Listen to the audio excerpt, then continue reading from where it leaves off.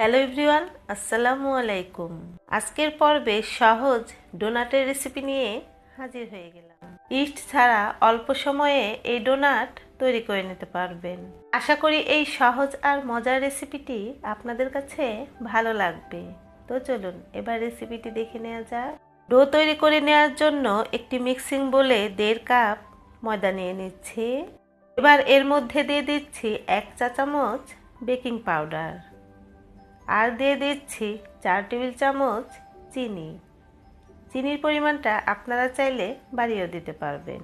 এবার স্বাদ মতো লবণ দিয়ে দিচ্ছি আর 2 টেবিল চামচ রেগুলার রান্নার সয়াবিন তেল দিয়ে দিচ্ছি। এবার হাতের সাহায্যে ভালো মতো মিশিয়ে নিচ্ছি।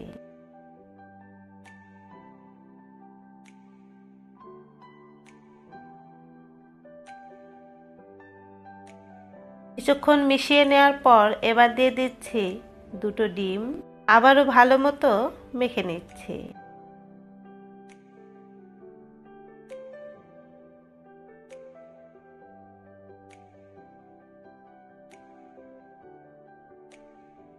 এখানে 2 টেবিল চামচ পানি নিয়েছি।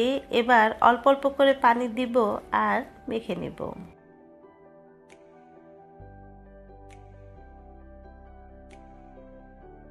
ব্যাস, ডোনাটের জন্য ডোটা আমাদের রেডি।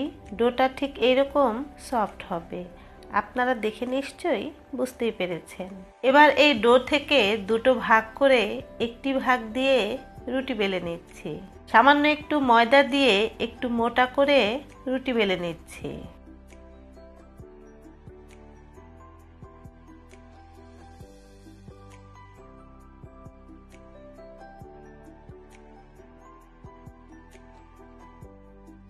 এবার এই রুটির উপর তেল ব্রাশ করে নিচ্ছি। এবার সাদা তিল ছড়িয়ে দিচ্ছি। আপনারা চাইলে তিল স্কিপ করতে পারবেন। সামান্য একটু ময়দা ছড়িয়ে হালকা হাতে বেলে নিচ্ছি।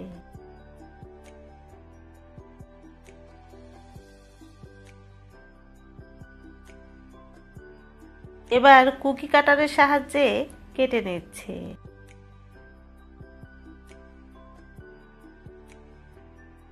এবার নজেলের সাহায্যে কেটে নিচ্ছি।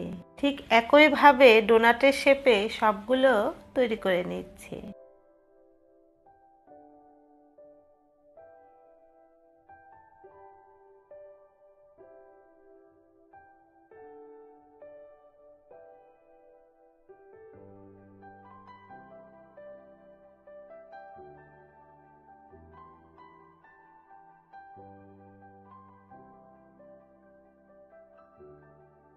এবার ডোনাটগুলো ভেজে নেওয়ার পালা।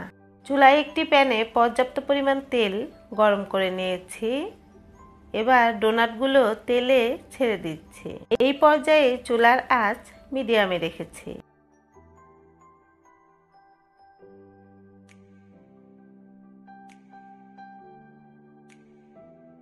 যখন একটা পাশ কালার চলে আসবে, ঠিক এই পর্যায়েই উল্টিয়ে দিতে হবে। এভাবে উল্টে পাল্টে ডোনাটগুলো ভেজে নিচ্ছি।